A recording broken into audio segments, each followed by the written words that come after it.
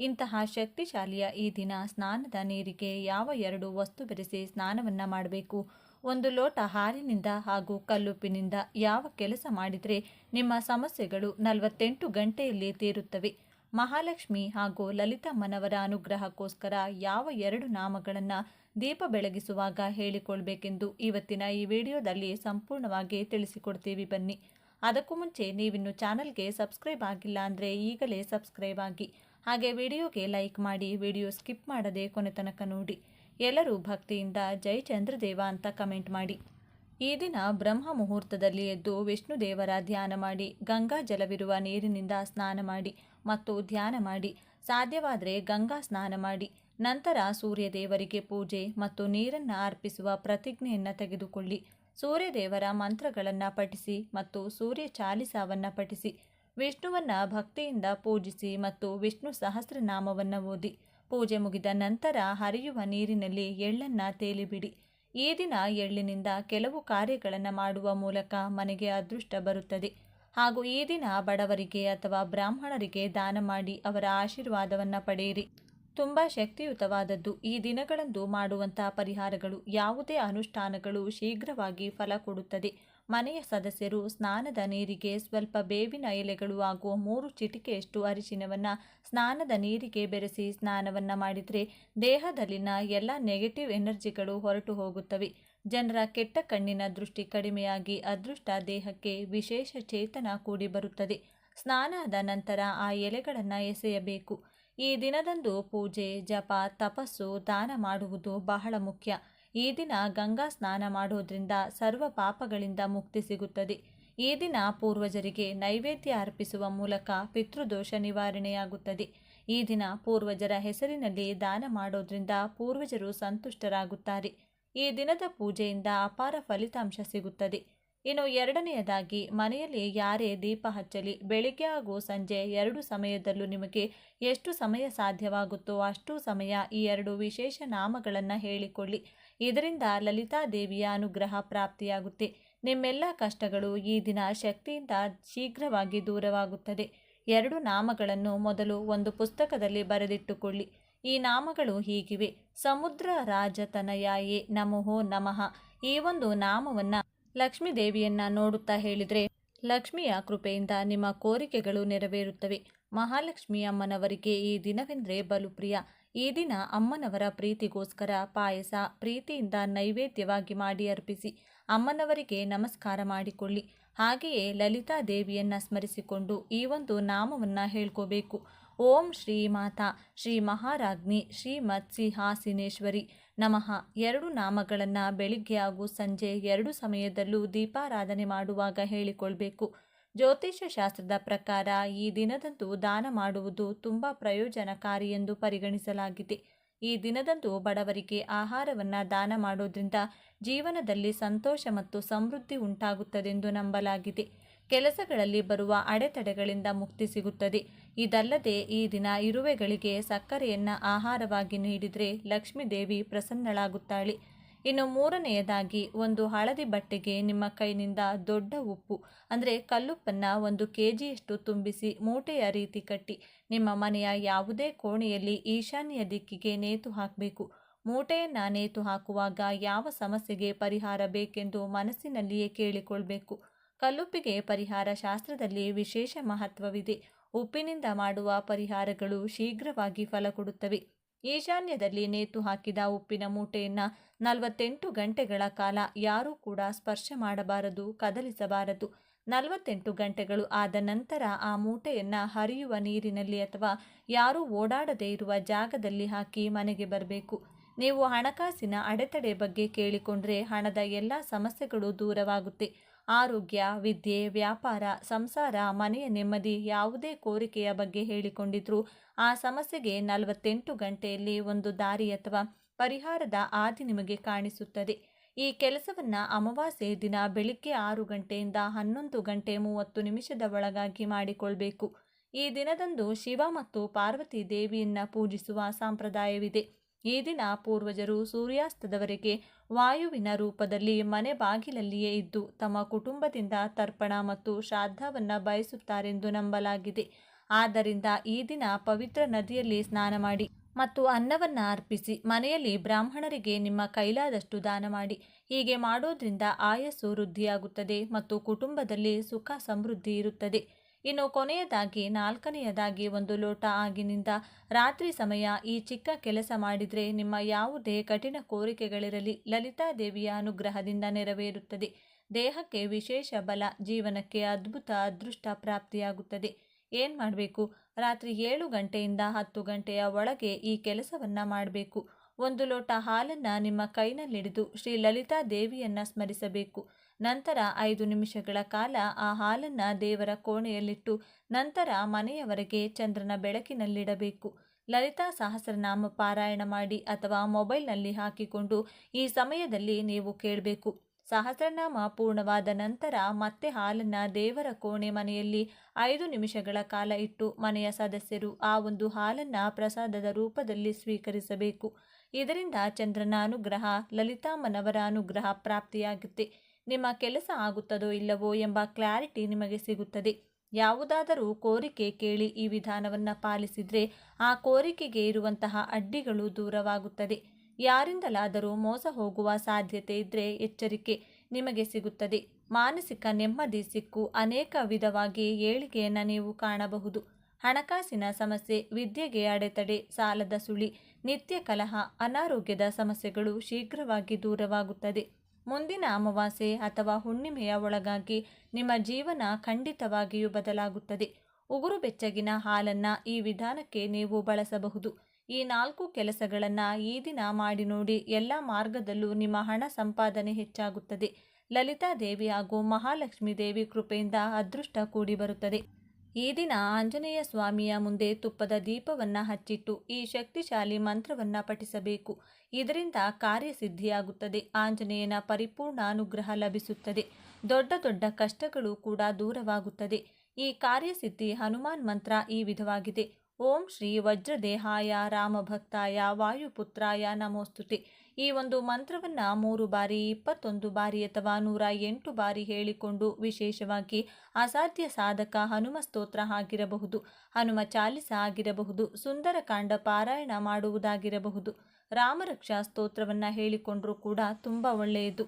ಯಾವ ಮಂತ್ರ ಸ್ತೋತ್ರ ಪಾರಾಯಣ ಮಾಡಲು ಬರೋದಿಲ್ಲ ಎನ್ನುವವರು ಪ್ರೀತಿಯಿಂದ ಶ್ರೀರಾಮ ಜಯ ರಾಮ ಜಯ ಜಯ ರಾಮ ಎಂದು ಹೇಳುತ್ತಾ ಆಂಜನೇಯನನ್ನ ಈ ದಿನ ಪೂಜಿಸಬಹುದು. ಇದರ ಜೊತೆಗೆ ಆಂಜನೇಯನ ಬಲ ಶಕ್ತಿ ಸದಾ ನಿಮ್ಮೊಂದಿಗಿರಲು ಹನುಮಾನ್ ಸ್ತೋತ್ರ ಎಂಬ ವಿಶೇಷ ಸ್ತೋತ್ರವಿದೆ. ಇದನ್ನು ಒಂದು ಸಲ ಕೇಳಿದರೆ, ಬರೆದರೆ ಅಥವಾ ಓದಿದರೆ ಸರ್ವಶಕ್ತಿಗಳು ನಿಮ್ಮ ಜೊತೆಗೆ ಇರುತ್ತದೆ. ಶತ್ರುಗಳಿಂದ ಆಗುವಂತಹ ತೊಂದರೆ, ದುಷ್ಟಶಕ್ತಿಗಳ ಕಾಟ ನಿಮ್ಮ ಹತ್ತಿರವೂ ಕೂಡ ಸುಳಿಯುವುದಿಲ್ಲ. ಸರ್ವಜಯವು ನಿಮ್ಮದಾಗುತ್ತದೆ. ಇದೆಲ್ಲದರ ಜೊತೆಗೆ ಆಂಜನೇಯ ಸ್ವಾಮಿಗೆ ಈ ದಿನ ಒಂದು ಚಿಕ್ಕ ವಸ್ತುವನ್ನು ನೀಡಿದರೆ ಮಾತು ಸರಿಯಾಗಿ ಸ್ಪಷ್ಟವಾಗಿ ಮಾತನಾಡಲು ಬರದ ಮಕ್ಕಳಿಗೆ ಸ್ಪಷ್ಟ ಮಾತು ಬರುತ್ತದೆ. ವ್ಯಾಪಾರ ಏಳಿಗೆ ಆಗದವರಿಗೆ ವ್ಯಾಪಾರದ ಜಯ, ಹಣದ ಕಷ್ಟವಿದ್ದವರಿಗೆ ಧನಲಾಭ, ಅನಾರೋಗ್ಯ ಇದ್ದವರಿಗೆ ಆರೋಗ್ಯ, ವಿದ್ಯೆಯ ಬಲ ಇಲ್ಲದವರಿಗೆ ವಿದ್ಯೆಯ ಶಕ್ತಿ ಲಭಿಸಿ ಉತ್ತಮೋತ್ತಮ ಫಲ ಲಭಿಸುತ್ತದೆ. ಇಷ್ಟೆಲ್ಲ ಫಲ ನೀಡುವಂತಹ ವಸ್ತು ಯಾವುದೆಂದರೆ ಗಂಟೆ.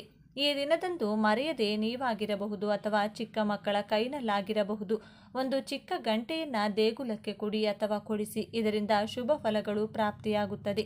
ಇನ್ನು ಸಿಂಧೂರದಿಂದ ಆಂಜನೇಯ ಸ್ವಾಮಿಯ ದೇಗುಲದಲ್ಲಿ ಅರ್ಚನೆ ಮಾಡಿಸಿ ಆ ಸಿಂಧೂರವನ್ನು ಮನೆಗೆ ತಂದು ಎಳ್ಳೆಣ್ಣೆಗೆ ಬೆರೆಸಿ ದಿನವೂ ಹಣೆಗೆ ತಿಲಕವಾಗಿ ಇಡುತ್ತಾ ಬನ್ನಿ. ಆಂಜನೇಯ ಸ್ವಾಮಿಯು ಶಿವನ ಅಂಶ ಎಂದು ಹೇಳಲಾಗುತ್ತೆ. ಆದ್ದರಿಂದ ಈ ದಿನ ಶಿವನ ದರ್ಶನವನ್ನು ಮಾಡಿ ಹನುಮರಾಮ ಇಬ್ಬರನ್ನು ಕೂಡ ಸ್ಮರಿಸಿಕೊಳ್ಳಿ. ಆಂಜನೇಯ ಸ್ವಾಮಿಗೆ ತುಳಸಿ ದಳಗಳು, ಪಾರಿಜಾತ ಪುಷ್ಪ, ದಾಸವಾಳ ಪುಷ್ಪ, ಸೇವಂತಿಗೆಯನ್ನು ಈ ದಿನ ವಿಶೇಷವಾಗಿ ಅರ್ಪಿಸಿ ನಮಸ್ಕಾರ ಮಾಡಿಕೊಳ್ಳಿ. ಇನ್ನು ಈ ವಿಶೇಷ ದಿನದಂದು ಸತ್ಯನಾರಾಯಣ ಸ್ವಾಮಿ ಕತೆ ಕೇಳಿದರೆ, ಓದಿದರೆ ಅಥವಾ ಸತ್ಯನಾರಾಯಣ ಸ್ವಾಮಿ ಪೂಜೆ ಮಾಡಿಸುವುದು, ಪೂಜೆಯಲ್ಲಿ ಕೂರುವುದು ಮಾಡಿದರೆ ಸರ್ವ ವಿಧವಾದ ಜಾತಕ ದೋಷಗಳು, ದಾರಿದ್ರ್ಯ ದೋಷಗಳು ಕಳೆದು ಮನೆಯ ಏಳಿಗೆಯಾಗುತ್ತೆ. ಪೂಜೆ ಮಾಡಿಸಲು ಅಥವಾ ಸತ್ಯನಾರಾಯಣ ಸ್ವಾಮಿ ಕತೆ ಕೇಳಲು ಸಾಧ್ಯವಾಗದಿದ್ದವರು ನಿಮ್ಮ ಊರಿನಲ್ಲಿರುವಂಥ ಸತ್ಯನಾರಾಯಣ ಸ್ವಾಮಿ ದೇಗುಲವಿದ್ದರೆ ದರ್ಶನ ಮಾಡಿ ಬನ್ನಿ. ಅಥವಾ ಮನೆಯಲ್ಲಿಯೇ ಸತ್ಯನಾರಾಯಣ ಸ್ವಾಮಿ ಫೋಟೋ ಇಟ್ಟು ತುಪ್ಪದ ದೀಪ ಹಚ್ಚಿ ನಮಸ್ಕಾರವನ್ನು ಮಾಡಿಕೊಳ್ಳಿ. ಈ ವಿಡಿಯೋಗೆ ಒಂದು ಲೈಕನ್ನು ಕೊಟ್ಟು ಜೈ ಮಹಾಲಕ್ಷ್ಮಿ ದೇವಿ, ಜೈ ಲಲಿತಾ ದೇವಿ ಅಂತ ಬರೆದು ಪ್ರತಿಯೊಬ್ಬರಿಗೂ ಕೂಡ ಈ ವಿಡಿಯೋವನ್ನು ಶೇರ್ ಮಾಡಿ. ಕಲ್ಲುಪ್ಪಿನಿಂದ ಮಾಡುವ ಈ ಚಿಕ್ಕ ಪರಿಹಾರದಿಂದ ಹಣ ವೃದ್ಧಿಯಾಗುತ್ತೆ, ಆರೋಗ್ಯ ವೃದ್ಧಿಯಾಗುತ್ತೆ, ಮನೆಗೆ ಬಂದಿರುವಂತಹ ಕೆಟ್ಟ ದೃಷ್ಟಿ ದೋಷಗಳು, ಮಾಟಮಂತ್ರಗಳು ನಿವಾರಣೆಯಾಗುತ್ತೆ, ಅದೃಷ್ಟ ಕೂಡಿ ಬರುತ್ತೆ. ಒಟ್ಟಾರೆಯಾಗಿ ಕಲ್ಲುಪ್ಪಿನಿಂದ ಈ ಒಂದು ಪರಿಹಾರವನ್ನು ಈ ದಿನ ಮಾಡಿದರೆ ಖಂಡಿತ ಸ್ನೇಹಿತರೆ ನಿಮ್ಮ ಸಮಸ್ಯೆಗಳೆಲ್ಲ ಸಂಪೂರ್ಣವಾಗಿ ನಿವಾರಣೆಯಾಗುತ್ತೆ. ಏನು ಮಾಡಬೇಕು ಅಂತ ನೋಡೋಣ ಬನ್ನಿ. ಸಾಕ್ಷಾತ್ ಮಹಾಲಕ್ಷ್ಮಿ ದೇವಿಗೆ, ಆಂಜನೇಯ ಸ್ವಾಮಿಗೆ ಬಲು ಪ್ರಿಯವಾದ ಈ ದಿನದಂದು ನೀವು ಮಾಡುವ ಈ 4 ಕೆಲಸಗಳು ನಿಮ್ಮನ್ನು ಕಠಿಣ ಕಷ್ಟ, ಕಣ್ಣೀರಿನಿಂದ ಕಾಪಾಡುತ್ತದೆ. ಈಗ ಪ್ರಸ್ತುತ ನೋಡುತ್ತಿರುವ ಹಣದ ಕಷ್ಟ, ಸಾಲದ ಸಮಸ್ಯೆ, ಶತ್ರುಗಳ ಬಾಧೆ, ಅನಾರೋಗ್ಯ, ಕುಟುಂಬ ಕಲಹಗಳು ಕಳೆದು ಜೀವನದಲ್ಲಿ ಸರ್ವ ಏಳಿಗೆಯನ್ನು ಪಡೆದುಕೊಳ್ಳಲು ಆಂಜನೇಯ ಸ್ವಾಮಿಗೆ ಹೇಗೆ ಪೂಜಿಸಬೇಕು, ಯಾವ ವಸ್ತು ಈ ದಿನ ದಾನ ಮಾಡಬೇಕು, ಯಾವ ಮಂತ್ರ ಪಠಿಸಬೇಕೆಂದು ಇವತ್ತಿನ ಈ ವಿಡಿಯೋದಲ್ಲಿ ಸಂಪೂರ್ಣವಾಗಿ ತಿಳಿಸಿಕೊಡ್ತೀವಿ. ಅದಕ್ಕೂ ಮುಂಚೆ ನೀವಿನ್ನೂ ಚಾನಲ್ಗೆ ಸಬ್ಸ್ಕ್ರೈಬ್ ಆಗಿಲ್ಲ ಅಂದರೆ ಈಗಲೇ ಸಬ್ಸ್ಕ್ರೈಬ್ ಆಗಿ, ಹಾಗೆ ವಿಡಿಯೋಗೆ ಲೈಕ್ ಮಾಡಿ, ವಿಡಿಯೋ ಸ್ಕಿಪ್ ಮಾಡದೆ ಕೊನೆ ತನಕ ನೋಡಿ. ಈ ದಿನ ಅತ್ಯಂತ ಶಕ್ತಿಯುತವಾದ ದಿನವಾಗಿದೆ. ಏಕೆಂದರೆ ಈ ದಿನ ಮಾಡುವ ಅನುಷ್ಠಾನಗಳು, ಮಂತ್ರ ಜಪಗಳು, ಪೂಜೆಗಳು ಬೇಗ ಸಿದ್ಧಿಸುತ್ತವೆ.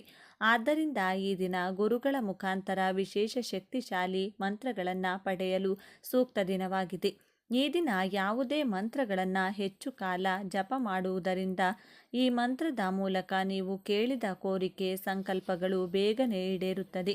ಅತಿ ಹೆಚ್ಚು ಸಾಲ ಮಾಡಿಕೊಂಡು ಒಂದು ಕ್ಷಣವೂ ನೆಮ್ಮದಿಯಾಗಿರಲು ಸಾಧ್ಯವಾಗದೆ ಹಣದ ಕಷ್ಟ ನೋಡುತ್ತಿರುವವರು ದಾರಿದ್ರ್ಯದಿಂದ ಮುಕ್ತಿ ಹೊಂದಿ ಹಣದ ಕಷ್ಟದಿಂದ ಹೊರಬರಲು ವಿವಿಧ ಬಣ್ಣಗಳು ಹೊಂದಿರುವಂಥ ಒಂದು ಚಿಕ್ಕ ವಸ್ತುವನ್ನು ಯಾರಿಗಾದರೂ ದಾನವಾಗಿ ನೀಡಬೇಕು. ಅಂದರೆ ಒಂದು ಬಟ್ಟೆ, ಆ ಬಟ್ಟೆಯಲ್ಲಿ 3-4 ಬಣ್ಣಗಳಿರುವಂಥ ವಸ್ತ್ರವನ್ನು ಯಾರಿಗಾದರೂ ದಾನದ ರೂಪದಲ್ಲಿ ನೀಡಬೇಕು. ಈ ಚಿಕ್ಕ ದಾನದಿಂದ ಹಣಕಾಸಿನ ಆಗಮನವಾಗುತ್ತೆ. ಹಣದ ಕಷ್ಟವು ಹಂತ ಹಂತವಾಗಿ ದೂರವಾಗಿ ಏಳಿಗೆಯನ್ನು ನೀವು ಕಾಣಬಹುದು. ಈ ದಿನ ಮಾಡುವ ಈ ದಾನದ ಫಲದಿಂದ ದೈವಬಲ ಪ್ರಾಪ್ತಿಯಾಗಿ ನಾನಾ ಮೂಲಗಳಿಂದ ಧನಾಗಮನವಾಗಿ ನೆಮ್ಮದಿ ಕೂಡ ಲಭಿಸುತ್ತದೆ. ಇನ್ನು ಎರಡನೆಯದಾಗಿ ಈ ಹುಣ್ಣಿಮೆ ದಿನದಂದೇ ಸಾಕ್ಷಾತ್ ಆಂಜನೇಯ ಸ್ವಾಮಿಯ ಸೇವೆಯನ್ನು ಈ ವಿಧವಾಗಿ ಪ್ರತಿಯೊಬ್ಬರೂ ಮಾಡಿಕೊಳ್ಬೇಕು. ಈ ದಿನದಂದು ಆಂಜನೇಯ ಸ್ವಾಮಿಗೆ ಈ ವಸ್ತು ನೀಡಿ ಹೀಗೆ ಪ್ರದಕ್ಷಿಣೆಯನ್ನು ಮಾಡಿದ್ದೇ ಆದಲ್ಲಿ ವರ್ಷಪೂರ್ತಿ ನೀವು ಅಂದುಕೊಂಡಂಥ ಕ್ಷೇತ್ರದಲ್ಲಿ ಜಯ, ವಿದ್ಯೆ, ಉದ್ಯೋಗ, ವ್ಯಾಪಾರ ಸರ್ವರಂಗದಲ್ಲೂ ಯಶಸ್ಸು, ಶತ್ರುಗಳಿಂದ ಮುಕ್ತಿ ದೊರೆತು ಆಂಜನೇಯನ ರಕ್ಷಣೆ ಸಿಗುತ್ತದೆ. ಈ ದಿನ ಮನೆಯಲ್ಲಿ ಅಥವಾ ದೇವಾಲಯಗಳಲ್ಲಿ ವೀಳ್ಯದೆಲೆ ಆಂಜನೇಯ ಸ್ವಾಮಿಗೆ ಅರ್ಚನೆಯನ್ನು ಮಾಡಬೇಕು. ಆಂಜನೇಯ ಸ್ವಾಮಿಗೆ ಬಲು ಪ್ರಿಯವಾದ ಬಾಳೆಹಣ್ಣಿನ ಜೊತೆ ವಿವಿಧ ಫಲಗಳನ್ನು, ಸಿಹಿ ತಿನಿಸುಗಳನ್ನು ಅರ್ಪಿಸಿ 5 ಅಥವಾ 21 ಪ್ರದಕ್ಷಿಣೆಯನ್ನು ಮಾಡಿ ಬರಬೇಕು. ನಂತರ ಕೇಸರಿಗೆ ಎಳ್ಳೆಣ್ಣೆಯನ್ನು ಬೆರೆಸಿ ಆಂಜನೇಯ ಸ್ವಾಮಿಗೆ ತಲೆಯಿಂದ ಪಾದದವರೆಗೂ ಚಿಕ್ಕ ಚಿಕ್ಕ ಬೊಟ್ಟನ್ನು ಇಡಬೇಕು. ಆಂಜನೇಯ ಸ್ವಾಮಿಯ ವಿಶೇಷ ಅನುಗ್ರಹಕ್ಕೆ ವೀಳ್ಯದೆಲೆಯ ಹಾರ ಆಗಿರಬಹುದು, ಉದ್ದಿನ ಒಡೆಯಾಗಿರಬಹುದು ಅಥವಾ ಕಜ್ಜಾಯದ ಹಾರವನ್ನು ಅರ್ಪಿಸಿ ನಮಸ್ಕಾರ ಮಾಡಿಕೊಳ್ಬೇಕು. ಈ ದಿನ ನಾವು ಏನು ಮಾಡಬೇಕೆಂದು ನೋಡೋದಾದರೆ ಕಲ್ಲುಪ್ಪು ಮತ್ತು ಬಿಳಿ ಸಾಸಿವೆಯಿಂದ ಏನು ಮಾಡಬೇಕೆಂದು ನೋಡೋಣ. ಬಿಳಿ ಸಾಸಿವೆ ಹಾಗೂ ಕಲ್ಲುಪ್ಪು ಏನು ಮಾಡಬೇಕು, ಇದನ್ನು ಯಾವ ಸಮಯದಲ್ಲಿ ಮಾಡಬೇಕು ಅನ್ನೋದಾದರೆ ಸಂಜೆ 6 ಗಂಟೆ ನಂತರ ಪೂಜೆಯೆಲ್ಲ ಮುಗಿದ ಮೇಲೆ, ಅಂದರೆ ಗೋಧೂಳಿ ಸಮಯದಲ್ಲಿ ನೀವು ಮನೆಯಲ್ಲಿ ದೀಪ ಹಚ್ಚಿ ಪೂಜೆಯನ್ನು ಮಾಡಿದ ನಂತರ ಈ ಕೆಲಸವನ್ನು ಅಥವಾ ಈ ತಂತ್ರವನ್ನು ಮಾಡಬೇಕಾಗುತ್ತೆ.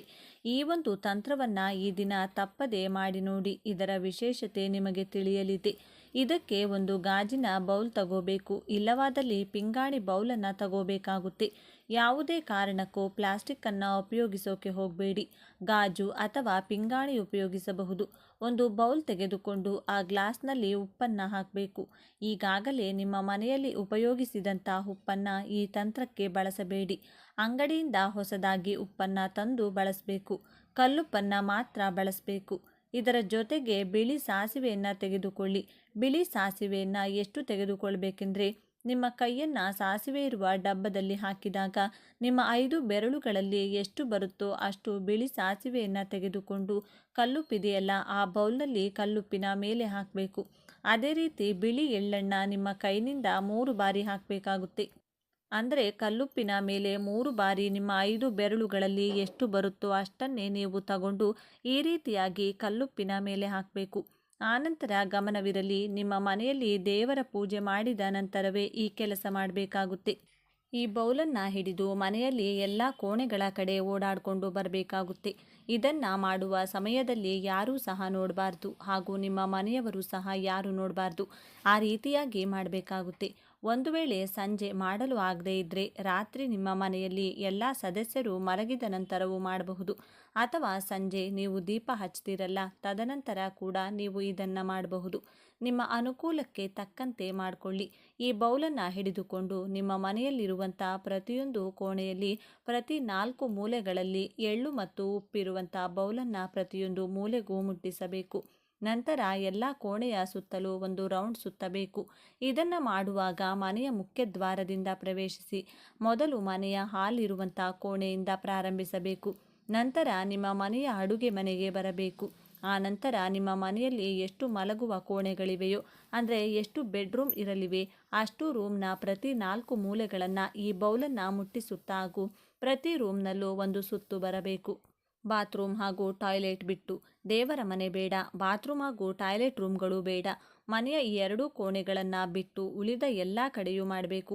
ತದನಂತರ ಯಾರಿಗೂ ಸಿಗದ ಹಾಗೆ ರಹಸ್ಯವಾಗಿ ಇದನ್ನು ಇಡಬೇಕು. ನಿಮ್ಮ ಮನೆಯಲ್ಲಿ ನೀವು ಕುಳಿತುಕೊಳ್ಳುವ ಸೋಫಾ ಕೆಳಗಡೆ ಇಡಬಹುದು, ಅಥವಾ ನೀವು ಮಲಗುವ ಕೋಣೆಯಲ್ಲಿ ಮಂಚದ ಕೆಳಗೆ ಇಡಬಹುದು, ಅಥವಾ ಎಲ್ಲಿ ನಿಮಗೆ ಅನುಕೂಲವಾಗುತ್ತದೆಯೋ ಆ ಜಾಗದಲ್ಲಿ ಇಡಬಹುದು. ಇದನ್ನು ಇಟ್ಟ ನಂತರ ಈ ವಸ್ತು ಯಾರ ಕಣ್ಣಿಗೂ ಬೀಳದಂತೆ ಮುನ್ನೆಚ್ಚರಿಕೆಯಿಂದ ಇಡಬೇಕು, ಹಾಗೂ ಇದು ಯಾರ ಕೈಗೂ ಸಿಗಬಾರದು ಅಂತಹ ಜಾಗದಲ್ಲಿ ಇದನ್ನು ಇಡಬೇಕಾಗುತ್ತೆ. ಅಮಾವಾಸ್ಯೆ ಆ ದಿನ ರಾತ್ರಿ ಪೂರ್ತಿಯಾಗಿ ಇದು ನಿಮ್ಮ ಮನೆಯಲ್ಲೇ ಇಡಬೇಕು. ಇದರಿಂದ ನಿಮ್ಮ ಮನೆಗೆ ಹಾಗೂ ನಿಮ್ಮ ಮನೆಯಲ್ಲಿ ವಾಸಿಸುವ ಯಾರಿಗಾದರೂ ಕೆಟ್ಟ ದೃಷ್ಟಿ ಬಿದ್ದಿದ್ರೆ ಅದು ನಿವಾರಣೆಯಾಗುತ್ತೆ. ಒಂದು ವೇಳೆ ನಿಮ್ಮ ಮನೆಯಲ್ಲಿ ಯಾರಾದರೂ ಮಾಟಮಂತ್ರ ಮಾಡಿಸಿದ್ರೆ, ಕೆಟ್ಟ ಕನಸುಗಳು ಬರುತ್ತಿದ್ರೆ, ದುಷ್ಟಶಕ್ತಿಗಳ ಕಾಟವಿದ್ರೆ, ನೆಮ್ಮದಿ ಇಲ್ಲದಿದ್ದರೆ, ಅಥವಾ ದುಡಿದ ಹಣ ಕೈಯಲ್ಲಿ ಇಲ್ಲದೇ ಇರುವುದು, ಅಥವಾ ಮನೆಯಲ್ಲಿ ಯಾವಾಗಲೂ ಜಗಳ ಆಡ್ತಾ ಇದ್ರೆ, ಹೀಗೆ ನಕಾರಾತ್ಮಕ ಶಕ್ತಿ ನಿಮ್ಮ ಮನೆಯಲ್ಲಿ ಆವರಿಸಿದ್ರೆ ಈ ಎಲ್ಲ ಸಮಸ್ಯೆಗಳು ನಿವಾರಣೆಯಾಗಿ ನೆಮ್ಮದಿಯ ಜೀವನ ನಡೆಸುತ್ತೀರಿ. ಇದನ್ನು ರಹಸ್ಯವಾಗಿ ನೀವು ಯಾವುದಾದರೂ ಒಂದು ಜಾಗದಲ್ಲಿ ಇಡಬೇಕಾಗುತ್ತೆ. ಯಾವುದೇ ಕಾರಣಕ್ಕೂ ಚೆಲ್ಲಬಾರ್ದು. ಇದು ಮನೆಯಲ್ಲಿ ಚೆಲ್ಲಬಾರದು. ಚೆಲ್ಲದಂತೆ ಜಾಗ್ರತೆ ವಹಿಸಬೇಕು. ಈ ರೀತಿಯಾಗಿ ನೀವು ನೋಡ್ಕೋಬೇಕಾಗುತ್ತೆ. ಇದನ್ನು ಸಾಯಂಕಾಲ ಆದರೂ ಮಾಡಿ ಅಥವಾ ರಾತ್ರಿ ವೇಳೆ ಆದರೂ ಮಾಡಿ, ಆದರೆ ಅಮಾವಾಸ್ಯೆ ದಿನ, ಅದರಲ್ಲೂ ಬುಧವಾರ ದಿನವೇ ಮಾಡಬೇಕಾಗುತ್ತೆ. ಆ ಬೌಲ್ ಏನಿರುತ್ತೆ, ಕಲ್ಲುಪ್ಪು ಮತ್ತು ಬಿಳಿ ಸಾಸಿವೆ ಹಾಕಿರುವಂಥ ಆ ಬೌಲ್ ರಾತ್ರಿ ಪೂರ್ತಿಯಾಗಿ ಅದು ನಿಮ್ಮ ಮನೆಯಲ್ಲಿ ಯಾರಿಗೂ ಕಾಣದ ಹಾಗೆ ಇಟ್ಟಿರಬೇಕು. ಬೆಳಿಗ್ಗೆ ನೀವು ಸ್ನಾನ ಮಾಡುವ ಮೊದಲು ಯಾವುದೇ ಕಾರಣಕ್ಕೂ ಇದನ್ನು ಮುಟ್ಟಬೇಡಿ. ಸ್ನಾನವಾದ ಬಳಿಕ ಯಾವುದೇ ಸಮಯದಲ್ಲಾದರೂ ಸರಿ ಇಟ್ಟಿರುವ ಆ ಬೌಲನ್ನು ತೆಗೆದುಕೊಂಡು ಇದನ್ನು ಒಂದು ಕವರ್ನಲ್ಲಿ ಹಾಕ್ಕೊಂಡು, ಆ ಕಲ್ಲುಪ್ಪು ಮತ್ತು ಬಿಳಿ ಸಾಸಿವೆ ಇದೆಯಲ್ಲ ಅದನ್ನು ಕವರ್ನಲ್ಲಿ ಹಾಕ್ಕೊಂಡು ಅದನ್ನು ಯಾರೂ ಓಡಾಡದೇ ಇರುವಂಥ ನಿರ್ಜಲ ಪ್ರದೇಶವಿರುವ ಜಾಗದಲ್ಲಿ ಹಾಕಿ ಬರಬೇಕು. ಮನೆಗೆ ಬಂದು ಕೈಕಾಲು ಮುಖ ತೊಳೆದುಕೊಳ್ಳಿ. ಹೀಗೆ ಮಾಡಿದ 15 ದಿನಗಳಲ್ಲಿ ನಿಮಗೆ ಪ್ರಯತ್ನದ ಫಲ ಸಿಗುತ್ತದೆ. ಈ ರೀತಿಯಾಗಿ ಮಾಡೋದ್ರಿಂದ ನಿಮ್ಮ ಮನೆಯಲ್ಲಿ ಎಂತಹ ಕಠಿಣ ಸಮಸ್ಯೆಗಳಿದ್ದರೂ ಪರಿಹಾರ ಸಿಗುತ್ತದೆ. ನಿಮಗೆ ಬರಬೇಕಾದ ಹಣ ನಿಮ್ಮ ಕೈ ಸೇರಲಿದೆ. ನೀವು ದುಡಿದ ಎಷ್ಟೋ ಹಣ ವಾಪಸ್ ಬರ್ತಾ ಇಲ್ಲ, ಸ್ಟ್ರಕ್ ಆಗಿದೆ ಎನ್ನುವವರಿಗೆ ಹಣ ಬರೋದಕ್ಕೆ ಶುರುವಾಗುತ್ತೆ. ದುಡಿದಂಥ ಹಣ ಕೈಯಲ್ಲಿ ನಿಲ್ಲೋದಕ್ಕೆ ಶುರುವಾಗುತ್ತೆ. ಮನೆಯಲ್ಲಿ ಜಗಳಗಳು ಆಗ್ತಾ ಇದ್ರೆ, ಸುಮಾರು ಮನೆಗಳಲ್ಲಿ ನಾವು ನೋಡ್ತಿದ್ದೇವೆ, ಅಮಾವಾಸ್ಯೆ ಬಂತು ಅಂದರೆ ಸಾಕು ಜಗಳ, ಹುಣ್ಣಿಮೆ ಬಂತು ಅಂದರೆ ಸಾಕು ಜಗಳ, ಮಂಗಳವಾರ, ಶುಕ್ರವಾರ ಈ ರೀತಿಯಾಗಿ ಸಣ್ಣ ಸಣ್ಣ ವಿಷಯಗಳಿಗೂ ಸಹ ಜಗಳಗಳಾಗ್ತಾ ಅದು ದೊಡ್ಡದಾಗಿ ಬೆಳೆಯುತ್ತಾ ಹೊಡೆದಾಡುವ ಮಟ್ಟಕ್ಕೆ ಹೋಗುತ್ತೆ. ಇಂತಹ ಸಮಸ್ಯೆಗಳಿದ್ದಲ್ಲಿ ನೀವು ಈ ದಿನ ಆದಷ್ಟು ಕಲ್ಲುಪ್ಪಿನಿಂದ ಈ ರೀತಿಯಾಗಿ ಮಾಡಿಕೊಳ್ಳೋದ್ರಿಂದ ನಿಮ್ಮ ಮನೆಯಲ್ಲಿ ಸುಖ, ಶಾಂತಿ, ನೆಮ್ಮದಿ ಅನ್ನೋದು ನೆಲೆಸುತ್ತೆ. ಸಾಧ್ಯವಾದರೆ ಶಕ್ತಿಯುತ ದೇವಸ್ಥಾನಗಳಿಗೆ ಹೋಗಿ, ಅಮ್ಮನವರ ದೇವಸ್ಥಾನಗಳಿಗೆ ಹೋಗಿ ಅಲ್ಲಿ ಒಂದು 5 ನಿಮಿಷಗಳ ಕಾಲ ಕುಳಿತುಕೊಂಡಿದ್ದು ಬನ್ನಿ. ಹಾಗೆಯೇ ಸಾಧ್ಯವಿದ್ದಲ್ಲಿ ನಿರ್ಗತಿಕರಿಗೆ ನಿಮ್ಮ ಕೈಯಲ್ಲಿ ಎಷ್ಟಾಗುತ್ತೋ ಅಷ್ಟು ದಾನವನ್ನು ಕೊಡೋದಾಗಲಿ, ಅಥವಾ ಪವಿತ್ರ ನದಿಗಳಲ್ಲಿ ಸ್ನಾನ ಮಾಡೋದು ಕೂಡ ತುಂಬಾ ಒಳ್ಳೆಯದು. ಈ ಕೆಲಸಗಳನ್ನು ಮಾಡೋದ್ರಿಂದ ನಿಮ್ಮ ಪೂರ್ವಜರ ಅವರ ಶ್ರಾದ್ದ ದರ್ಪಣವನ್ನು ಬಿಡೋದ್ರಿಂದ ಸಹ ನೀವು ಮಾಡಿದ ಕರ್ಮಗಳು, ಪಾಪ ಕರ್ಮಗಳು ಪರಿಹಾರವಾಗುತ್ತೆ. ಹಾಗಾಗಿ ನೀವು ಉಪ್ಪು ಮತ್ತು ಸಾಸಿವೆಯಿಂದ ಈ ರೀತಿಯಾಗಿಯೂ ಸಹ ಮಾಡಬಹುದು.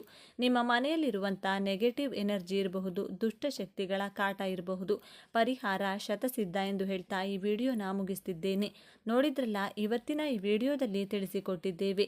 ಈ ಮಾಹಿತಿ ನಿಮಗೆ ಇಷ್ಟವಾದರೆ ತಪ್ಪದೆ ಓಂ ಶ್ರೀ ಮಹಾಲಕ್ಷ್ಮಿ ನಮಃ ಅಂತ ಕಮೆಂಟ್ ಮಾಡಿ. ಈ ವಿಡಿಯೋನ ಪ್ರತಿಯೊಬ್ಬರಿಗೂ ಕೂಡ ಶೇರ್ ಮಾಡಿ. ಹಾಗಾಗಿ ಈ ದಿನಕ್ಕೆ ಕೋಟಿ ಸೂರ್ಯಗ್ರಹಣಗಳಿಗಿರುವಂತಹ ಶಕ್ತಿ ಹಾಗೂ ತನ್ನದೇ ಆದ ವಿಶೇಷ ಆಕರ್ಷಣೆ ಇರುತ್ತದೆ. ಈ ದಿನದಂದು ದೇವಾನುದೇವತೆಗಳ ಶಕ್ತಿ ಭೂಮಿಯ ಮೇಲೆ ಆವರಿಸುತ್ತದೆ. ಇಂತಹ ಪವಿತ್ರವಾದ ದಿನದಂದು ರಹಸ್ಯವಾಗಿ ನಿಮ್ಮ ಮನೆ ಬಾಗಿಲಿಗೆ ಇದನ್ನು ಕಟ್ಟಿದರೆ ನಿಮ್ಮ ಮನೆಯಲ್ಲಿರುವ ಸಕಲ ದೋಷಗಳು ಹೋಗಿ ಅಷ್ಟೈಶ್ವರ್ಯ ಪ್ರಾಪ್ತಿಯಾಗುತ್ತದೆ. ಮನೆಯಲ್ಲಿರುವ ದರಿದ್ರವೆಲ್ಲ ಹೋಗಿ ನೀವು ಊಹಿಸಿರದಷ್ಟು ಹಣ ಸಂಪತ್ತು ನಿಮ್ಮ ಮನೆಗೆ ಬರುತ್ತದೆ. ಹಾಗಾದರೆ ಈ ದಿನದಂದು ನಿಮ್ಮ ಮನೆ ಬಾಗಿಲಿಗೆ ಅಂದರೆ ಮನೆಯ ಮುಖ್ಯ ದ್ವಾರಕ್ಕೆ ಯಾವ ವಸ್ತು ಕಟ್ಟಬೇಕೆಂದು ಈಗ ನಾವು ತಿಳಿದುಕೊಳ್ಳೋಣ. ಆದರೆ ಅದಕ್ಕೂ ಮುಂಚೆ ನೀವಿನ್ನು ನಮ್ಮ ಚಾನಲ್ನ ಸಬ್ಸ್ಕ್ರೈಬ್ ಮಾಡ್ಕೊಂಡಿಲ್ಲ ಅಂದರೆ ಖಂಡಿತ ಈಗಲೇ ಸಬ್ಸ್ಕ್ರೈಬ್ ಮಾಡ್ಕೊಳ್ಳಿ. ಹಾಗೆ ಈ ವಿಡಿಯೋ ಇಷ್ಟ ಆದರೆ ಮರೆಯದೆ ಒಂದು ಲೈಕ್ ಕೊಡಿ. ಎಲ್ಲರೂ ಭಕ್ತಿಯಿಂದ ಓಂ ನಮಃ ಶಿವಾಯ ಅಂತ ಕಮೆಂಟ್ ಮಾಡಿ. ಪ್ರಿಯ ವೀಕ್ಷಕರೇ, ಸ್ನೇಹಿತರೆ, ನಮ್ಮ ಬಾಯಿಂದ ಬರುವ ಮಾತುಗಳಿಂದ ಕೆಲವರಿಗೆ ಸಂತೋಷವಾದರೆ ಕೆಲವರಿಗೆ ದುಃಖವಾಗುತ್ತದೆ, ಇನ್ನು ಕೆಲವರಿಗೆ ನೋವಾಗುತ್ತದೆ. ಹಾಗಾಗಿ ಅತಿ ಪವಿತ್ರವಾದ ಈ ದಿನ ಯಾರೂ ಸಹ ತಮ್ಮ ಬಾಯಿಂದ ಕೆಟ್ಟ ಪದಗಳ ಬಳಕೆ ಮಾಡಬಾರದು ಎಂಬ ಕಾರಣದಿಂದ ಅಂದು ಮೌನವ್ರತ ಆಚರಿಸಬೇಕು ಎನ್ನುವ ಆಚಾರ ವಿಚಾರಗಳನ್ನು ನಮ್ಮ ಪೂರ್ವಿಕರು ಅಂದಿನ ಕಾಲದಿಂದಲೂ ತಪ್ಪದೇ ಪಾಲಿಸಿಕೊಂಡು ಬಂದಿದ್ದಾರೆ. ಈ ದಿನದಂದು ಯಾರು ಅಪ್ಪಿತಪ್ಪಿ ಕೆಟ್ಟ ಮಾತುಗಳು ಬಳಸುತ್ತಾರೋ ಅಂಥವರಿಗೆ ಜೀವನದಲ್ಲಿ ನೂಲು ದಾರದಷ್ಟು ಸಹ ಒಳ್ಳೆಯದಾಗುವುದಿಲ್ಲ. ಅದೆಷ್ಟೋ ಶಕ್ತಿಯುತವಾದ ಈ ದಿನದಂದು ಯಾರು ಮೌನವ್ರತ ಆಚರಿಸುತ್ತಾರೋ ಅವರು ಅಂದುಕೊಂಡ ಎಲ್ಲ ಕೆಲಸಗಳು ಪೂರ್ಣಗೊಳ್ಳುತ್ತವೆ. ಅವರಿಗೆ ಎಲ್ಲ ರೀತಿಯಲ್ಲಿಯೂ ಕೂಡ ಒಳ್ಳೆಯದೇ ನಡೆಯುತ್ತದೆ. ಈ ದಿನದಂದು ಕೆಲವು ವಿಚಾರಗಳನ್ನು ತಪ್ಪದೇ ಪಾಲಿಸಬೇಕು. ಅದರಲ್ಲಿ ಮೊದಲನೆಯದು ಹಾಗೂ ಮುಖ್ಯವಾದದ್ದು, ಎಲ್ಲರೂ ಸಹ ಸೂರ್ಯೋದಯಕ್ಕೂ ಮುಂಚೆಯೇ ಎದ್ದು ಸ್ನಾನ ಮಾಡಿಕೊಳ್ಳಬೇಕು. ಎರಡನೆಯದು, ಅಪ್ಪಿತಪ್ಪಿಯೂ ಗಂಡ ಹೆಂಡತಿ ಶಾರೀರಿಕ ಸಂಬಂಧ ಇಟ್ಟುಕೊಳ್ಳಬಾರದು. ಯಾಕೆಂದರೆ ಈ ದಿನ ಒಂದು ವೇಳೆ ಗಂಡ ಹೆಂಡತಿ ಕೂಡಿದರೆ ಅವರಿಗೆ ಹುಟ್ಟುವಂತಹ ಮಗು ಅಂಗವಿಕಲತೆ ಅಥವಾ ರಾಕ್ಷಸ ಬುದ್ಧಿ ಅಥವಾ ವಿಕೃತ ಮನಸ್ಸಿನ ಮಗು ಜನಿಸುತ್ತದೆ. ಆದ್ದರಿಂದ ಈ ದಿನ ಇನ್ನೊಂದು ವಿಶಿಷ್ಟತೆ ಕೂಡ ಇದೆ. ಅಂದರೆ ನಮ್ಮ ಪಿತೃಗಳನ್ನು ಅಥವಾ ಪೂರ್ವಿಕರನ್ನು ಮೆಚ್ಚಿಸುವ ದಿನವಂತೆ. ಒಂದು ವೇಳೆ ನಿಮ್ಮ ಪೂರ್ವಿಕರು ಬದುಕಿರುವಾಗ ನೀವು ಅವರ ಮನಸ್ಸು ನೋಯಿಸಿರುವಂತಹ ಕೆಲಸ ಮಾಡಿದರೆ ಅಥವಾ ಅವರಿಗೆ ಕಷ್ಟ ಏನಾದರೂ ಕೊಟ್ಟಿದ್ರೆ, ಒಂದು ವೇಳೆ ನೀವು ಅದರ ಹತ್ತಿರ ಕ್ಷಮೆ ಕೇಳುವುದಕ್ಕೂ ಮುಂಚೆ ಅವರು ಮೃತಪಟ್ಟಿದ್ರೆ, ಈ ದಿನದಂದು ನೀವು ಮನಸಾರೆ ಪೂಜಿಸಿ ದರ್ಪಣ ಅರ್ಪಿಸಿ ಪಿತೃಗಳಿಗೆ ಕ್ಷಮೆ ಯಾಚಿಸಬೇಕು. ಅದು ನೇರವಾಗಿ ಅವರಿಗೆ ತಲುಪುತ್ತದೆ. ಇನ್ನು ಕೆಲಸಕ್ಕೆ ಹೋಗುವವರು, ವ್ಯಾಪಾರ ಮಾಡುವವರು ಮೌನವಾಗಿರಲು ಸಾಧ್ಯವಾಗುವುದಿಲ್ಲ. ಅವರಿಗೆ ಮಾತೇ ಬಂಡವಾಳ. ಹಾಗಾಗಿ ನೀವು ಮೌನ ಪಠಿಸದಿದ್ದರೂ ಪರವಾಗಿಲ್ಲ, ಕೆಟ್ಟ ಪದಗಳ ಬಳಕೆ ಮಾತ್ರ ಮಾಡಬೇಡಿ. ಸಾಧ್ಯವಾದಷ್ಟು ಕಡಿಮೆ ಮಾತನಾಡಿ. ದಿನವಿಡೀ ನಿಮ್ಮ ಮನಸ್ಸಿನಲ್ಲಿ ಭಗವಂತನ ನಾಮಸ್ಮರಣೆ ಜಪ ಮಾಡುತ್ತೀರಿ. ಯಾಕೆಂದರೆ ನೀವು ಒಬ್ಬರನ್ನ ಕೆಟ್ಟ ಮಾತುಗಳಿಂದ ಬೈದರೆ ಆ ವ್ಯಕ್ತಿಗೆ ಆ ಕ್ಷಣ ಮಾತ್ರ ಬೇಜಾರಾಗಬಹುದು. ನೀವು ನಂತರ ಕ್ಷಮೆ ಕೇಳಿದ ಮೇಲೆ ನಿಮ್ಮ ಮೇಲಿರುವ ಕೋಪ ಹೋಗಬಹುದು. ಆದರೆ ನಿಮಗೆ ಮಾತ್ರ ಜೀವನ ಪರ್ಯಂತ ಮಹಾಪಾಪ ಸುತ್ತಿಕೊಳ್ಳುತ್ತದೆ. ಒಮ್ಮೊಮ್ಮೆ ಮುಂದಿನ ಜನ್ಮಕ್ಕೂ ಕೂಡ ಈ ಪಾಪ ನಿಮ್ಮನ್ನು ಬಿಡುವುದಿಲ್ಲ. ಹಾಗಾಗಿ ಮರೆತೂ ಕೂಡ ಕೆಟ್ಟು ಮಾತುಗಳನ್ನು ಆಡಬೇಡಿ. ನೀವು ಇತರರನ್ನ ಬೈಯುವ ಪ್ರತಿಯೊಂದು ಮಾತು ಅವರಿಗೆ ವರವಿತ್ತಂತೆ, ಆದರೆ ನಿಮಗೆ ಶಾಪವಿತ್ತಂತೆ. ಇನ್ನೊಂದು ಮುಖ್ಯವಾದ ವಿಷಯ ಏನೆಂದರೆ, ಈ ದಿನ ಅಂದರೆ ಆಲದ ಮರದಲ್ಲಿ ಈ ಭೂಮಿಯ ಮೇಲಿರೋ ಎಲ್ಲ ನಕಾರಾತ್ಮಕ ಶಕ್ತಿ ಕೂಡ ಆವರಿಸಿರುತ್ತದೆ. ಹಾಗಾಗಿ ಈ ದಿನದಂದು ಆ ಮರದ ಹತ್ತಿರ ಮಾತ್ರ ಹೋಗಬೇಡಿ. ಮುಖ್ಯವಾಗಿ ಮಕ್ಕಳನ್ನು ಕಳಿಸಬೇಡಿ. ಅಪ್ಪಿತಪ್ಪಿ ಆಡುವಾಗ ಅಲ್ಲಿ ಮಕ್ಕಳು ಕೆಳಗೆ ಬಿದ್ದರಂತೂ ಕೂಡಲೇ ನಕಾರಾತ್ಮಕ ಶಕ್ತಿ ಅವರ ಮೈಯೊಳಗೆ ಸೇರಿಕೊಳ್ಳುತ್ತದೆ.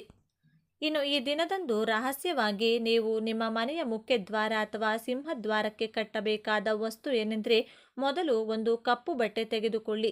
ನಿಮ್ಮ ಕೈನಿಂದ ಒಂದು ಹಿಡಿ ಕಪ್ಪು ಎಳ್ಳು ತೆಗೆದುಕೊಂಡು ನಿಮ್ಮ ಮನೆಯಲ್ಲಿರುವ ಕೆಟ್ಟ ಪ್ರಭಾವವೆಲ್ಲ ಈ ದಿನದೊಂದಿಗೆ ನಾಶವಾಗಬೇಕು. ನಾವು ದಿನದಿಂದ ದಿನಕ್ಕೆ ಅಭಿವೃದ್ಧಿಯಾಗಬೇಕು. ನಾವು ಎಂದಿಗೂ ಸಹ ಯಾವ ವಿಚಾರದಲ್ಲೂ ಕಷ್ಟ ಅನುಭವಿಸಬಾರದೆಂದು ಹೇಳುತ್ತಾ ನಿಮ್ಮ ಕೈನಲ್ಲಿರುವಂತಹ ಕಪ್ಪು ಎಳ್ಳನ್ನು ಆ ಕಪ್ಪು ಬಟ್ಟೆಯೊಳಗೆ ಹಾಕಿ.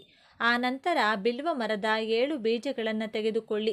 ಇದಕ್ಕಾಗಿ ನೀವು 7 ಬಿಲ್ವದ ಹಣ್ಣನ್ನು ತೆಗೆದುಕೊಂಡ್ರೆ ಸಾಕು. ಒಳಗೆ ನಿಮಗೆ ಬೇಕಾದಷ್ಟು ಬೀಜಗಳು ಸಿಗುತ್ತವೆ. ಒಂದು ಬಿಲ್ವ ಹಣ್ಣಿನಿಂದ 7 ಬೀಜಗಳನ್ನು ತೆಗೆದುಕೊಳ್ಳಿ. ಅದರ ಪ್ರಕಾರ 7 ಬಿಲ್ವ ಹಣ್ಣುಗಳಿಂದ 7 ಬೀಜಗಳಂತೆ ತೆಗೆದುಕೊಳ್ಳಿ. ಕಪ್ಪು ಬೀಜಗಳಿದ್ರೆ ತುಂಬ ಉತ್ತಮ. ಒಂದು ವೇಳೆ ಕಪ್ಪು ಬೀಜವಿರುವ ಬಿಲ್ವ ಮರದ ಹಣ್ಣು ಸಿಗದೇ ಇದ್ದಲ್ಲಿ ಬಿಳಿ ಬೀಜವಿರುವ ಹಣ್ಣಿದ್ದರೂ ಪರವಾಗಿಲ್ಲ. ಕಪ್ಪು ಎಳ್ಳು ಹಾಗೂ ಒಂದು ಹಣ್ಣಿನಲ್ಲಿ 7 ಬಿಲ್ವ ಬೀಜಗಳಂತೆ 49 ಬಿಲ್ವ ಬೀಜಗಳನ್ನು ಆ ಕಪ್ಪು ಬಟ್ಟೆಯೊಳಗೆ ಹಾಕಿ ಗಂಟು ಕಟ್ಟಿ ನಿಮ್ಮ ಮನೆಯ ಬಾಗಿಲಿಗೆ ಕಟ್ಟಬೇಕು. ನೀವು ಈ ಪರಿಹಾರ ಮಾಡುವಾಗ ನಿಮ್ಮ ಮನೆಯವರಾಗಲಿ ಅಕ್ಕಪಕ್ಕದ ಮನೆಯವರಾಗಲಿ ಯಾರೊಬ್ಬರೂ ನೋಡಬಾರದು. ಈ ವಸ್ತುವನ್ನು ಕಟ್ಟಿದ ನಂತರ ಯಾರಾದರೂ ನೋಡಬಹುದು. ಇದರಿಂದ ನಿಮಗೆ ನಿಮ್ಮ ಮನೆಗೆ ನಾಟಿರುವಂಥ ಕೆಟ್ಟ ದೃಷ್ಟಿ ಹೋಗುತ್ತದೆ. ಒಂದು ವೇಳೆ ಮನೆಗೆ ಬಂದ ಅತಿಥಿಗಳು ಯಾರಾದರೂ ಅದನ್ನು ನೋಡಿದರೆ ಅವರ ಕೆಟ್ಟ ದೃಷ್ಟಿ ಅದು ಕೇಂದ್ರೀಕರಿಸುತ್ತದೆ. ಇದನ್ನು 1 ವರ್ಷದ ಹಾಗೆ ಬಿಡಬೇಕು. 1 ವರ್ಷವಾದ ನಂತರ ಈ ಗಂಟನ್ನು ಹರಿಯುವ ನೀರಿನಲ್ಲಿ ಹಾಕಿ ಮತ್ತೆ ಹೊಸದಾಗಿ ಇದನ್ನು ತಯಾರಿಸಿ ಕಟ್ಟಬಹುದು. ಆದರೆ ಈ ರೀತಿ ಮಾಡೋದ್ರಿಂದ ನಿಮ್ಮ ಮನೆಯಲ್ಲಿ ನಕಾರಾತ್ಮಕ ಶಕ್ತಿ ಎಂದಿಗೂ ಬರುವುದಿಲ್ಲ. ಒಂದು ವೇಳೆ ಈಗಾಗಲೇ ನಿಮ್ಮ ಮನೆಯಲ್ಲಿ ನಕಾರಾತ್ಮಕ ಶಕ್ತಿ ಇದ್ದರೂ ಸಹ ನಿವಾರಣೆಯಾಗುತ್ತದೆ. ಈ ಪ್ರಯೋಗದ ನಂತರ ನೀವು ಮುಟ್ಟಿದ್ದೆಲ್ಲವೂ ಚಿನ್ನವಾಗುತ್ತದೆ. ಅಂದರೆ ಸಕ್ಸಸ್ ಅನ್ನೋದು ನಿಮ್ಮ ಮನೆಯ ಬಾಗಿಲಿನಲ್ಲೇ ಕಾಯುತ್ತಿರುತ್ತದೆ. ನೀವು ದಿನೇ ದಿನೇ ಅಭಿವೃದ್ಧಿಯಾಗುತ್ತೀರಿ. ನಿಮ್ಮ ಮನೆಯಲ್ಲಿ ನೆಮ್ಮದಿಯ ವಾತಾವರಣ ಮೂಡುತ್ತದೆ. ಇನ್ನು ಅತ್ಯಂತ ಶ್ರೇಷ್ಠ ಹಾಗೂ ಪವಿತ್ರವಾದ ಈ ದಿನದಂದು ದೇವಾನುದೇವತೆಗಳು ಶಿವಕೇಶವರ ಸಮೇತ ಈ ದಿನ ಭೂಲೋಕ ಸಂಚಾರಕ್ಕೆ ಬರುತ್ತಾರೆ. ಈ ದಿನದಂದು ಮನೆಯಲ್ಲಿ ಮಕ್ಕಳಿದ್ದವರು ಮಕ್ಕಳ ಭವಿಷ್ಯದಲ್ಲಿ ಯಾವುದೇ ತೊಂದರೆಗಳನ್ನು ಬರಬಾರದೆಂದರೆ, ದೋಷಗಳು ಬರದೆ ಅವರ ವಿದ್ಯೆ, ಉದ್ಯೋಗ, ಸಾಂಸಾರಿಕ ಜೀವನದಲ್ಲಿ ಸುಖವನ್ನು ಕಾಣಲು ₹1 ನಾಣ್ಯದಿಂದ ಈ ಕೆಲಸವನ್ನು ಮಾಡಬೇಕು. ಏನು ಮಾಡಬೇಕು ಅಂದರೆ, ಈ ದಿನದಂದು ಸಂಜೆ ಸಮಯದಲ್ಲಿ ಎತ್ತವರು ಅಂದರೆ ಮಕ್ಕಳ ತಾಯಿ ಈ ಕೆಲಸವನ್ನು ಮಾಡಬೇಕು. ತಾಯಿ ಇಲ್ಲ ಅಥವಾ ತಾಯಿಯು ಮುಟ್ಟಾಗಿದ್ದರೆ ಮಕ್ಕಳ ತಂದೆ ಈ ಕೆಲಸವನ್ನು ಮಾಡಬೇಕು. ನಿಮ್ಮ ಮನೆಯ ತುಳಸಿ ಗಿಡದ ಮುಂದೆ 2 ವೀಳ್ಯದೆಲೆಯನ್ನು ಇಟ್ಟು ಅದರ ಮೇಲೆ ₹1 ನಾಣ್ಯವನ್ನು ಇಡಬೇಕು. ನಿಮ್ಮ ಮನೆಯಲ್ಲಿ ಹಳೆಯ ಕಾಲದಲ್ಲಿ ಸಿಗುತ್ತಿದ್ದಂಥ ಪೈಸೆಗಳು, ನಾಣ್ಯ ಇದ್ದರೆ ಇಡಿ. ಇಲ್ಲಾಂದರೆ ₹5 ನಾಣ್ಯ ಅಥವಾ ₹1 ನಾಣ್ಯವನ್ನು ಇಟ್ಟು ಆ ನಾಣ್ಯವನ್ನೇ ನವಗ್ರಹಗಳಲ್ಲಿ ಸಾಕ್ಷಾತ್ ಚಂದ್ರನ ಸ್ವರೂಪವಾಗಿ ಭಾವಿಸಬೇಕು. ಆ ನಾಣ್ಯಕ್ಕೆ ಗಂಧ ಕುಂಕುಮದ ಬೊಟ್ಟನ್ನಿಟ್ಟು ಅಕ್ಷತೆ ಹಾಗೂ ಪುಷ್ಪಗಳಿಂದ ಪೂಜಿಸಬೇಕು. ಆ ನಾಣ್ಯದ ಸುತ್ತ ಮಣ್ಣಿನ ದೀಪಗಳನ್ನು ಇಡಬೇಕು. ಇನ್ನು ಸಾಧ್ಯವಾಗುತ್ತದೆ ಎಂದರೆ ನೆಲ್ಲಿಕಾಯಿ ದೀಪಾರಾಧನೆಯ ಮಾಡಿ 365 ಬತ್ತಿಗಳ ದೀಪಗಳನ್ನು ಬೆಳಗಿಸಿ ನಂತರ ಒಂದೊಂದು ಪುಷ್ಪಗಳನ್ನು ನಾಣ್ಯದ ಮೇಲೆ ಹಾಕುತ್ತಾ ಓಂ ನಮಃ ಶಿವಾಯ ಎಂದು 21 ಬಾರಿ ಹೇಳಿಕೊಳ್ಬೇಕು. ನಂತರ ಕರ್ಪೂರದ ಆರತಿ ಧೂಪಗಳಿಂದ ಪೂಜಿಸಿ ಬಾಳೆಹಣ್ಣು, ಹಾಲಿಗೆ, ಕಲ್ಲು ಸಕ್ಕರೆ ಕರಿಬೆರೆಸಿ ನೈವೇದ್ಯವನ್ನು ಮಾಡಿ ಮಕ್ಕಳಿಗೆ ಪೂಜೆಯ ನಂತರ ಆ ಪ್ರಸಾದವನ್ನು ತಿನ್ನಲು ನೀಡಿ. ಪೂಜೆಯ ಬಳಿಕ ಆ ನಾಣ್ಯವನ್ನು ತಿನ್ನಲು ನೀಡಿ. ಪೂಜೆಯ ಬಳಿಕ ಆ ನಾಣ್ಯವನ್ನು ಹಾಗೂ ಅಕ್ಷತೆಯನ್ನು ಮಕ್ಕಳು ಓದುವಂತಹ ಕೋಣೆಯಲ್ಲಿ ಅಥವಾ ಅವರು ಮಲಗುವಂಥ ಜಾಗದಲ್ಲಿ ಭದ್ರವಾಗಿ ಎತ್ತಿಡಬೇಕು. ಈ ದಿನ ಮಕ್ಕಳ ತಾಯಿ ಈ ಕೆಲಸ ಮಾಡಿ ಚಂದ್ರದೇವರನ್ನು ನೆನೆದರೆ ತಾಯಿಯಿಂದ ಮಕ್ಕಳ ಜೀವನ ಉದ್ಧಾರವಾಗುತ್ತದೆ. ಆ ಮಕ್ಕಳಿಗೆ ಭವಿಷ್ಯದಲ್ಲಿ ಯಾವುದೇ ದೊಡ್ಡ ಸಮಸ್ಯೆಗಳು ಬರುವುದಿಲ್ಲ. ವಿದ್ಯೆ, ಉದ್ಯೋಗ, ವ್ಯಾಪಾರ ಅವರು ಏನೇ ಮಾಡಲಿ ಯಶಸ್ಸು ಕಾಣುತ್ತಾರೆ. ಅಷ್ಟೈಶ್ವರ್ಯವನ್ನು ಪಡೆಯುತ್ತಾರೆ. ಪೂಜೆಯೆಲ್ಲ ಆದ ಮೇಲೆ ಒಂದು ಚೊಂಬಿನಲ್ಲಿ ಬಿಳಿ ಬಣ್ಣದ ಹೂಗಳು ಹಾಗೂ ಅಕ್ಷತೆಯನ್ನು ಹಾಕಿ ಚಂದ್ರದೇವನ ಕಡೆ ನೋಡುತ್ತಾ ಕೆಳಗಡೆ ಒಂದು ಪಾತ್ರೆಯನ್ನು ಇಟ್ಟು ಆ ಪಾತ್ರೆಗೆ ಆ ನೀರನ್ನು ಹಾಕಬೇಕು. ಅಂದರೆ ಚಂದ್ರದೇವನಿಗೆ ನೀರು ನೀಡಬೇಕು. ಕೆಳಗೆ ಪಾತ್ರೆಗೆ ಹಾಕಿದ್ದ ನೀರನ್ನು ಯಾವುದಾದರೂ ಗಿಡಕ್ಕೆ ಹಾಕಬೇಕು. ಈ ದಿನದಂದು ವೈಕುಂಠದಿಂದ ಸಾಕ್ಷಾತ್ ಮಹಾಲಕ್ಷ್ಮಿ ಹಾಗೂ ಮಹಾವಿಷ್ಣು ದೇವರು ದೇವಾನುದೇವತೆಗಳ ಜೊತೆಗೂಡಿ ಅರಳಿ ಮರದ ಮೇಲೆ ಬಂದು ಕೂರುತ್ತಾರೆಂದು ನಮಗೆ ಪೌರಾಣಿಕ ಗ್ರಂಥಗಳಲ್ಲಿ ತಿಳಿಸಿಕೊಟ್ಟಿದ್ದಾರೆ. ಆದ್ದರಿಂದ ಈ ದಿನದಂದು ಬೆಳಿಗ್ಗೆ 10 ಗಂಟೆಗೆ ಸರಿಯಾಗಿ ಅರಳಿ ಮರದ ಬಳಿ ಹೋಗಿ ಆ ಮರದಲ್ಲಿ ಮಹಾಲಕ್ಷ್ಮಿ, ವೆಂಕಟೇಶ್ವರ ಸ್ವಾಮಿ ಶಕ್ತಿ ಇರುತ್ತದೆ. ಮರದ ಕೆಳಭಾಗದಲ್ಲಿ ಜಾಗವನ್ನು ಶುಚಿಗೊಳಿಸಿ ರಂಗೋಲಿಯನ್ನು ಬರೆದು ದೀಪಗಳನ್ನು ಬೆಳಗಿಸಿ ಪ್ರದಕ್ಷಿಣೆಯನ್ನು ಮಾಡಿದರೆ ಆ ಮರದಲ್ಲಿ ನೆಲೆಸಿರುವಂತಹ ದೈವಶಕ್ತಿಯಿಂದ ನಿಮ್ಮ ಜೀವನದಲ್ಲಿನ ಎಲ್ಲ ಕಷ್ಟ ಕಾರ್ಪಣ್ಯಗಳು ಕ್ಷಣ ಮಾತ್ರದಲ್ಲಿ ದೂರವಾಗುತ್ತದೆ. ಹಾಗೆಯೇ ಹುಟ್ಟಿದಾಗಿನಿಂದಲೂ ಜೀವನ ದಾರಿದ್ರ್ಯದಿಂದ ತುಂಬಿ ಹೋಗಿದ್ರೆ ಏನು ಮಾಡಿದರೂ ಹಣ ಏಳಿಗೆ ಆಗ್ತಿಲ್ಲ, ಎಲ್ಲ ಕಡೆಯಿಂದ ಸೋತು ಒಂದೊಂದು ರೂಪಾಯಿಗೂ ಕಷ್ಟಪಡ್ತಾ ಇದ್ರಿ, ನಿಮ್ಮ ಸಾಲ, ಹಣ, ಉದ್ಯೋಗ, ವ್ಯಾಪಾರದ ಸಮಸ್ಯೆ ದೂರವಾಗಲು ನಕ್ಷತ್ರ ದೋಷದಿಂದ ಮೊದಲು ಮುಕ್ತರಾಗಬೇಕು. ನಕ್ಷತ್ರ ದೋಷ ಅಂದರೆ ಏನು ಅಂತಲೇ ಕೆಲವರಿಗೆ ಗೊತ್ತಿರೋದಿಲ್ಲ. ಅಂಥವರು ನಕ್ಷತ್ರ ದೋಷ ಇರಲಿ ಇಲ್ಲದಿರಲಿ ಈ ದೀಪವನ್ನು ಬೆಳಗಿಸಬೇಕು. ದೇಗುಲದಲ್ಲಾಗಿರಬಹುದು, ಮನೆಯಲ್ಲಾಗಿರಬಹುದು ಈ ದೀಪಾರಾಧನೆಯನ್ನು ಮಾಡಬೇಕು. ಶಿವನ ದೇಗುಲ, ವಿಷ್ಣು ದೇಗುಲದಲ್ಲಾಗಿರಬಹುದು, ನಿಮ್ಮ ಮನೆಯಲ್ಲಿ ತುಳಸಿ ಗಿಡದ ಮುಂದಾಗಲಿ ಬೆಳಗಿಸಬೇಕು. ಏನು ಮಾಡಬೇಕು?